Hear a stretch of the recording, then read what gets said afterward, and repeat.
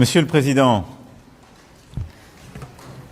cher Prabowo Subianto, Mesdames, Messieurs les ministres, Mesdames, Messieurs les ambassadeurs, Mesdames, Messieurs, je suis très heureux d'accueillir aujourd'hui à Paris le Président de la République d'Indonésie et je le remercie d'avoir accepté mon invitation pour cette visite d'État. Elle intervient un an exactement après celle que j'avais effectuée en Indonésie, preuve de la dynamique exceptionnelle de notre relation. Et cette dynamique s'appuie sur une amitié ancienne entre nous, entre nos deux pays, et une transformation profonde de cette relation durant les dernières années. Les crises internationales en Europe, au Moyen-Orient, en Asie mettent à l'épreuve la sécurité collective du monde, la résilience aussi de nos économies et l'aggravation des déséquilibres mondiaux sur le plan macroéconomique, la montée des dispositifs de coercition économique, la volatilité accrue également appellent une solidarité renforcée. Et je dirais que ce constat n'a fait qu'accroître la vision stratégique qui est celle de la France depuis 10 ans et qui a présidé à l'approfondissement de nos relations ces dernières années. Nous sommes convaincus qu'en Indo-Pacifique, il y a une stratégie, une troisième voie à poursuivre, qui n'est la vassalisation à aucune des deux grandes économies mondiales, mais de manière pacifique la volonté de bâtir un chemin d'indépendance. Et nous sommes convaincus qu'il y a à construire entre l'Indonésie et la France, entre nos régions, une coalition d'indépendants, c'est-à-dire de pays qui veulent rester souverains, qui veulent commercer avec tous, qui veulent continuer à produire, à créer, mais qui ne veulent pas tomber dans la dépendance exclusive à l'égard de telle ou telle grande puissance, qu'il s'agisse de minerais critiques, de terres rares, de matières premières ou que sais-je. Et donc à cet égard, l'Indonésie est un partenaire majeur de l'Indo-Pacifique, de cette consolidation de nos souverainetés, et je sais que c'est la conviction profonde aussi du président Prabowo. C'est pourquoi nous avons décidé de rehausser notre partenariat stratégique établi en 2011 au rang de partenariat stratégique global. Nous l'avons renforcé par des choix extrêmement forts ces dernières années et nous continuons d'avancer à l'occasion de cette visite en diversifiant ce partenariat. D'abord dans le domaine de la sécurité et de la défense. L'Indonésie et la France sont unies par un partenariat d'exception qui nous permet très concrètement de renforcer nos souverainetés respectives, d'avancer aussi sur les métiers les plus technologiques et industriels. La livraison au cours des derniers mois des premiers avions de combat Rafale, acquis par l'Indonésie, l'illustre tout particulièrement. Nos échanges aujourd'hui témoignent aussi de notre volonté de poursuivre dans cette voie et nous développons l'ensemble aussi des partenariats qui ont été esquissés. Nous allons renforcer nos actions de formation, de coopération sur le plan opérationnel. Nous avons multiplié les exercices conjoints.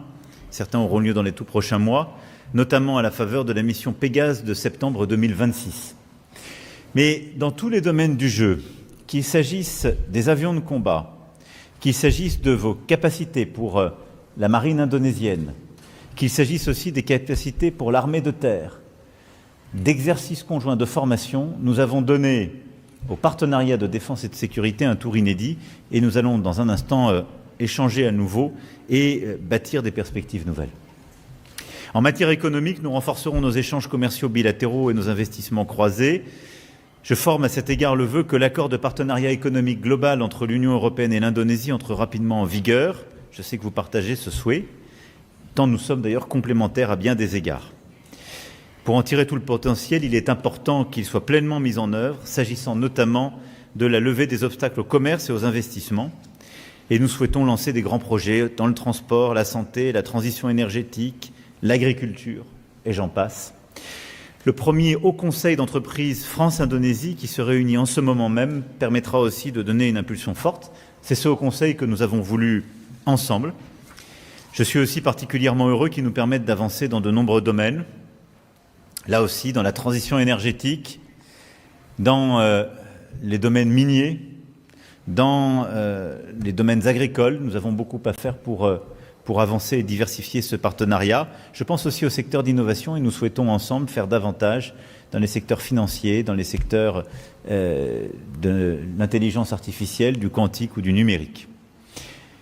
parlant de l'ouverture de nos économies, je voulais aussi vous dire, Président, combien nous sommes heureux de l'ouverture du marché indonésien pour nos filières bovines laitières et de viande, qui accompagne aussi votre stratégie de souveraineté alimentaire, votre ambition pour améliorer l'alimentation de vos compatriotes et la grande politique sociale que vous avez lancée.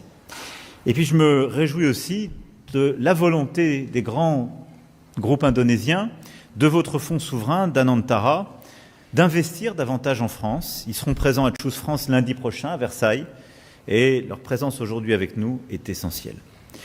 Nous voulons aussi renforcer notre partenariat culturel pour les industries culturelles et créatives. Nous avons lancé en mai 2025 une stratégie culturelle conjointe lors de notre visite au temple de Borobudur.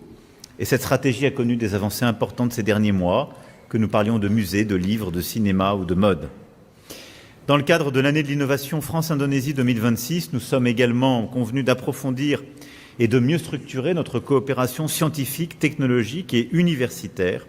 Et nous adopterons parmi les déclarations aujourd'hui une déclaration conjointe dans justement ces domaines. La France souhaite accueillir plus d'étudiants, de chercheurs, de talents indonésiens. Et la Fondation France-Asie va lancer un chapitre Indonésie qui participe de cette même ambition et qui permettra aussi la mise en place d'un programme annuel de Young Leaders réunissant des jeunes personnalités de talent engagées dans le développement de nos relations.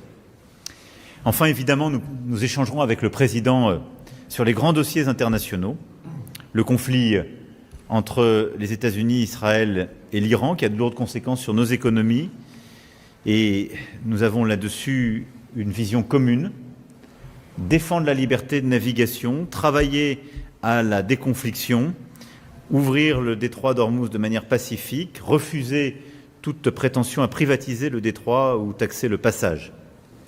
Et là-dessus, nous avons lancé une coalition internationale pour agir de manière efficace. D'ailleurs, ceci ne vient, et la situation à Ormuz ne fait que renforcer la nécessité d'accélérer la transition énergétique, qui est un axe prioritaire de notre partenariat, et notamment dans le cadre du partenariat pour la transition énergétique juste de l'Indonésie et l'action que nous menons à travers l'Agence française de développement. Nous nous exprimons aussi sur le Proche et Moyen-Orient. Je veux saluer vraiment votre rôle, votre amitié, les positions très courageuses que vous aviez prises l'année dernière pour, là aussi, la paix dans le Proche et Moyen-Orient, votre soutien à la reconnaissance de la Palestine. Et nous sommes aussi engagés pleinement ensemble pour la souveraineté et la stabilité du Liban, où nos troupes au sein de la FINUL agissent ensemble. Et nos deux nations ont en commun d'avoir perdu des enfants pour la défense justement du Liban et de la communauté internationale. Et nous avons cette fraternité d'armes et de sang, d'avoir perdu ainsi nos soldats ces dernières semaines au sein de la FINUL.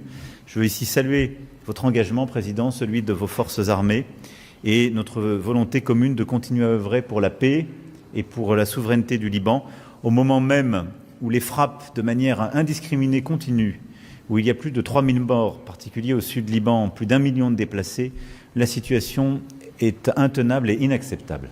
Et rien ne justifie aujourd'hui les frappes qui sont conduites sur le sud du Liban.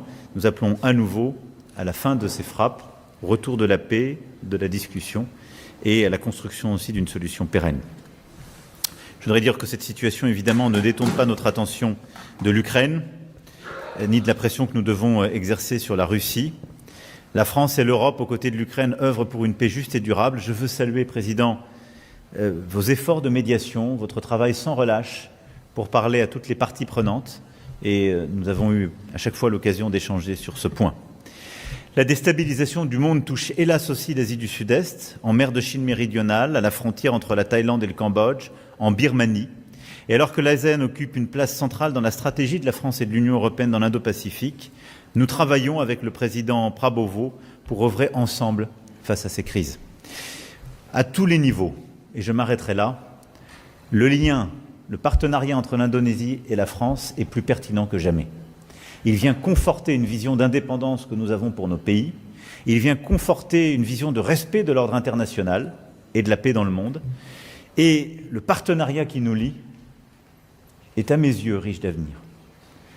Parce que nous avons dans les secteurs de la défense, de l'énergie, de l'industrie, de l'innovation, énormément de choses à faire encore et énormément de solutions à bâtir pour votre région et pour le monde.